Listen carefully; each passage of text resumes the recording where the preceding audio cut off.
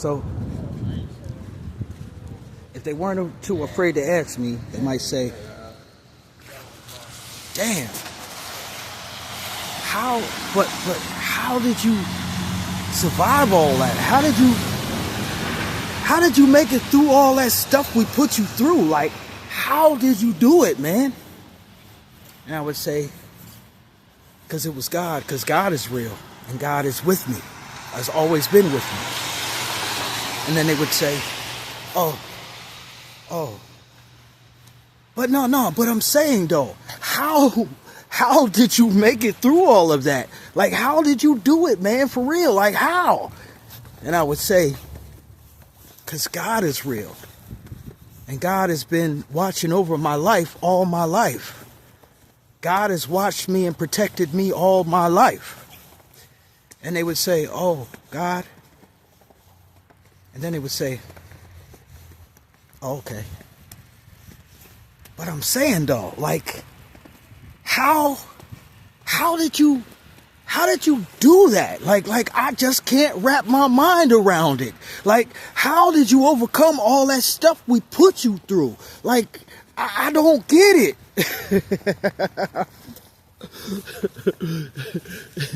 And it would continue on and on and on and on and on. Because the whole thing is, see, there's a veil over the ears of people that have something against God. People don't come into the world having something against God. Life happens. They get influenced by their elders and people around them and TV and maybe even the fraudulent churches that they were brought up in. And before long, it's like there is a veil over their ears. They cannot hear it. As many videos as these haters and the people that have tried to cutthroat my life are watching and hearing me say that God is real and God has been with me, they are still sitting around asking themselves how I got over everything they put me through. They do not hear. They don't even hear the words. They cannot fathom. It's funny how somebody will say that you're a liar, right? But if you say something that discredits you, they will believe it. If I'm a liar, then how can you believe something that I say that makes me look bad? Wouldn't I be lying about that too? Oh no, I'm only a liar about the good things. But if I tell something bad about me, I'm not a liar.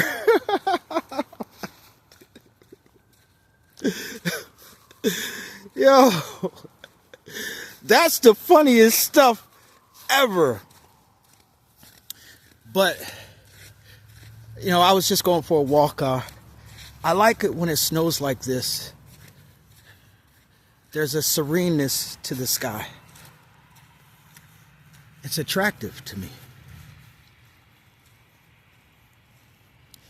So, the other thing that I wanted to discuss, right, was the only thing about walking in this weather is that sometimes it's easier to walk in the street, especially when you live around streets where there ain't nobody sweeping the sidewalks enough. Anyway,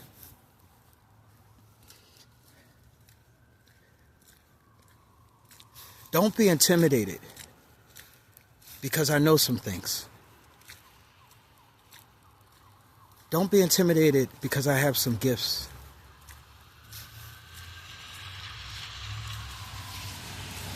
My role model is Jesus.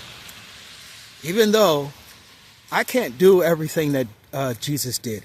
I can't, in other words, what I mean is I can't be as humble as Jesus. I won't even try to pretend I can. But I try to emulate his character today. I know it wasn't always like that. And I know that if this person didn't separate me purposely from the vicious stuff I was doing, the sexual stuff and all that stuff, if she didn't purposely try to do that to hurt me and cause them to say you're out of the group, I probably would be sitting somewhere with her with a disease that has ruined her life.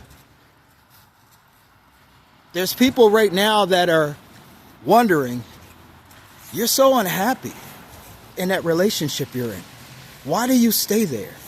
And she doesn't tell them why. She's only there because she contracted a STD that is life-threatening. Let me just say that. And she cannot leave. And her person's probably holding it over her because she gave it to him and probably blackmailing her about it. But I'm sure of it.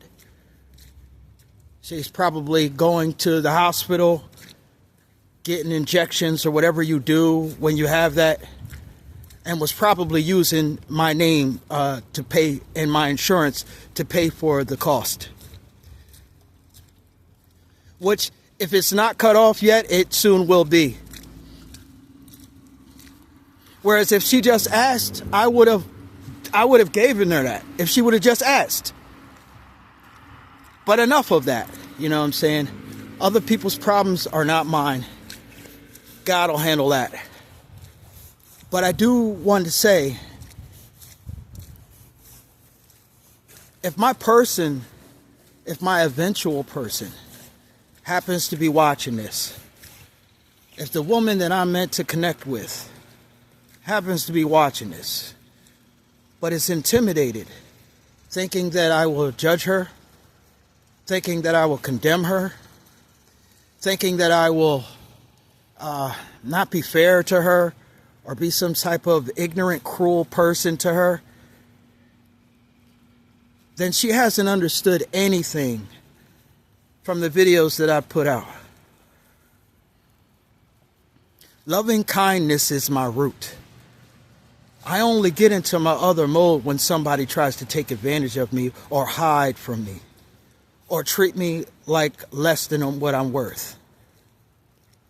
If you're able to allow me to help you with what I know, I will allow you to help me with what you have to offer.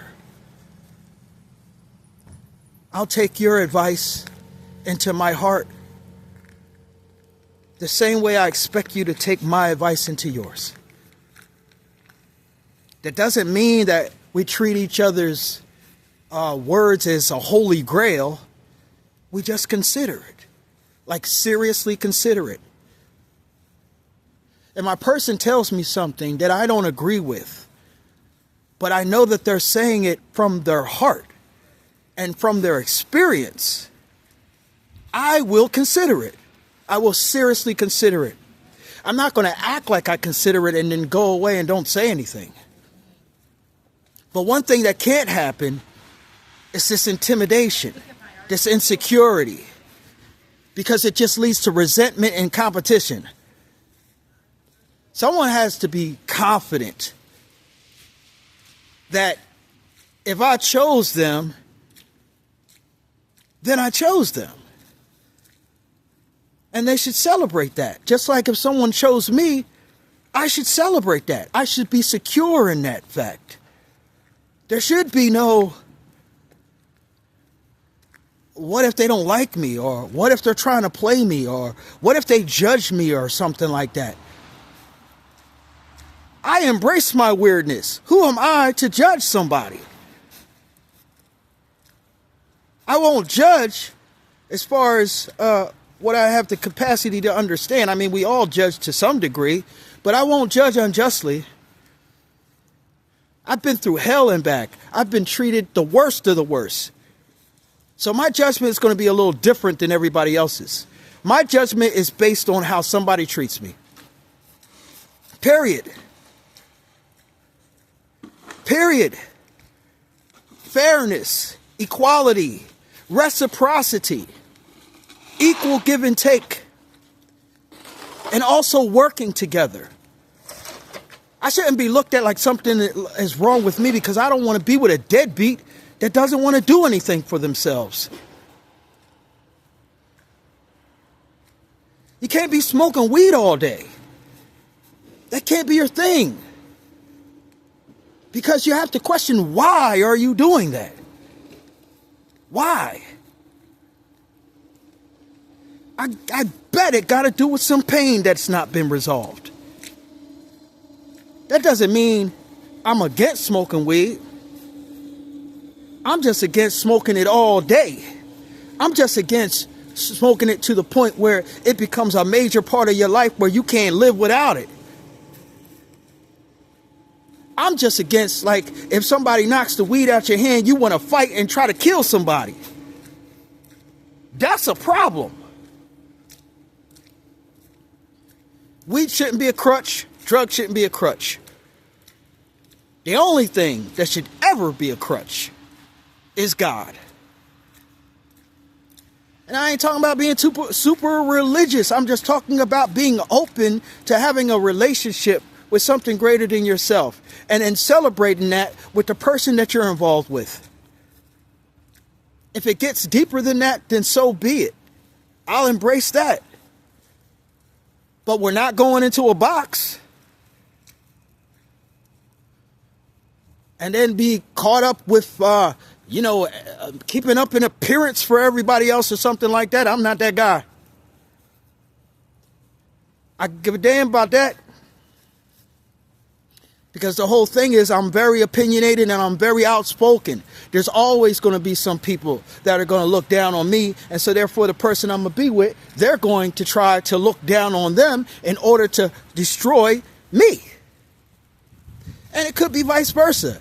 If my person is somebody where people hating on them, I got to be strong enough to deal with the hate that's going to come to them. Because they're going to hate on me and then maybe try to come to me and give me some false information so that I wouldn't like them. Or maybe if my person loses their job or doesn't have the right money or doesn't dress the greatest right now, do I judge them for that? Do I say, well, I'll wait till they get the money before I talk to them? I'll wait till they get their gear together before I talk to them. Before I let them know who I am. Is that the correct way to go about it? Would I be a braveheart or would I be a coward if I moved like that? I'm just saying. And I even said before that I've been a coward before in my life. I've said that. It's not a point of weakness to admit what you've done wrong. The ways that you've been, that you know that you can be better, that's not a point of weakness. The point of weakness is when you can't admit it. When you're too afraid to admit it. That's the weakness. It's a strength to admit that you were a coward once in a while ago, and you're no longer that. Because you got to be a strong person to be able to say that. Just like you have to be a strong person in order to get out of that energy. You got to be very strong to get out of that energy.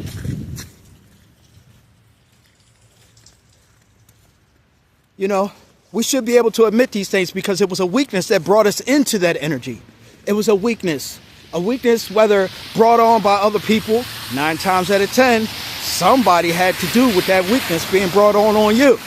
Somebody had to do with it. I guarantee you that. But we can't defeat weaknesses if we don't admit they're there. We can't overcome them. We can't conquer them. We can't get rid of them by just trying to hide from them.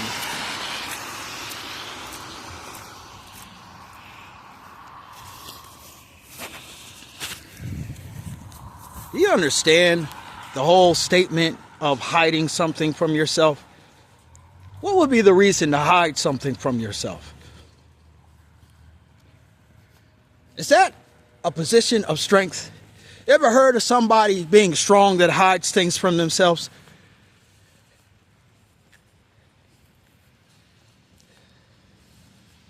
I don't know. I never seen that statement being put together, like strong and hiding. Strong and hiding. I never heard of that being put together. Strong and sneaking. Strong and sneaking around. I might have heard that, like if you're a ninja, if you're a paid assassin, maybe. But even that, like we have a fascination with that, but it's a cowardice way of fighting. As far as I'm concerned, that's why they're not called warriors. They're called assassins. They're not called warriors.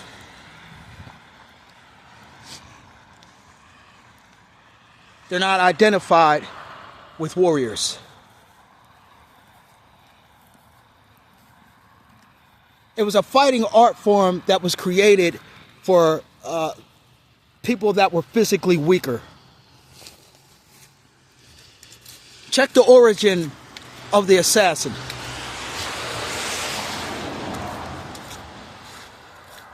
Check the origin of the ninja. They were weaker.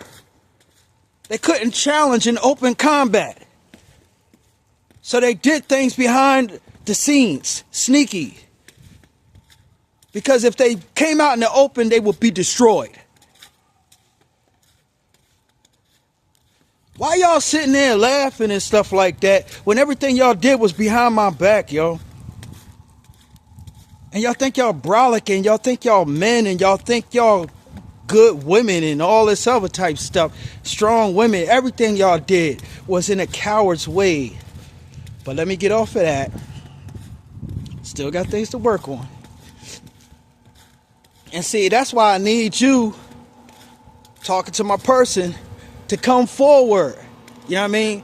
So we can work together. So you can help me with my stuff and I can help you with yours. We all got something to work on. You know what I'm saying?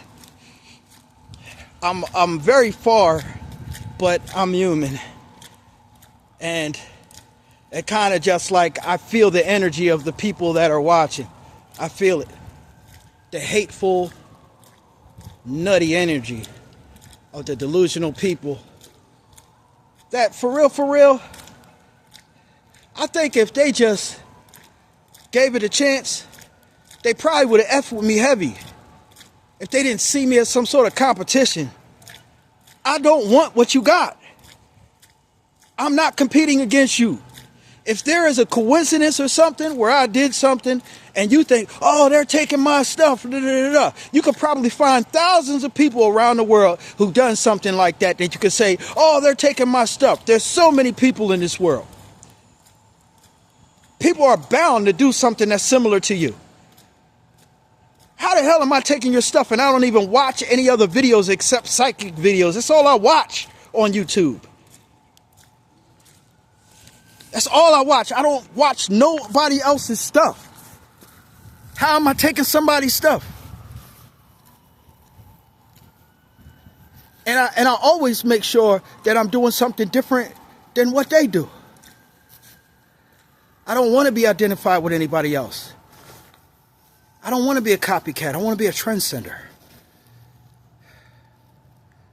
I want to be my own hero. I want to make a difference in the world. And I can't do that by copying off of somebody.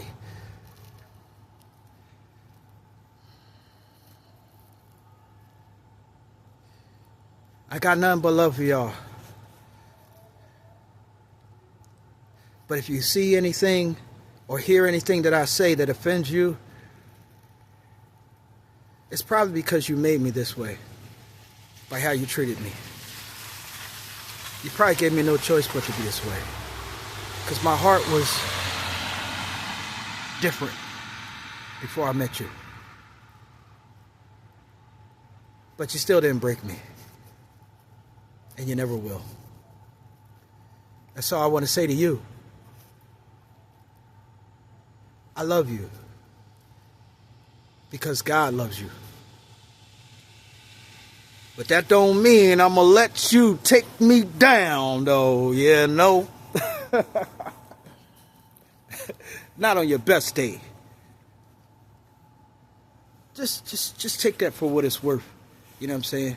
Keep it moving. Treat people good. Give God his props. And be your authentic self. And stop trying to be somebody you're not. And stop trying to compete against people that's not competing against you and never did nothing to you. Earn your own way. Stop trying to steal other people's opportunities. And for that person out there that she went and took my opportunity with the music company and she took that from me and gave it to somebody else and you didn't even succeed. You didn't even succeed. The only thing that y'all accomplished was taking away an opportunity from me where I could have been on a stage right now. But it's all right. It's all right.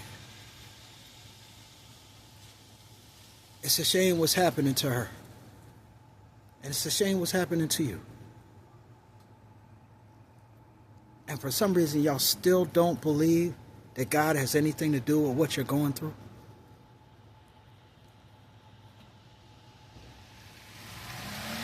It's not to hurt you. It's so that you'll turn to him. And if you do genuinely put in the work to turn to him, which is going to be hard work, and it's going, you're going to have to go through your suffering too. But you'll come out on the other end and maybe experience this strength that you see that I have that you don't understand. Because that's what you put me through and that's what I had to do. And now you got to do it too. When it's over, tell me how it feels. Maybe we can rap. All of that.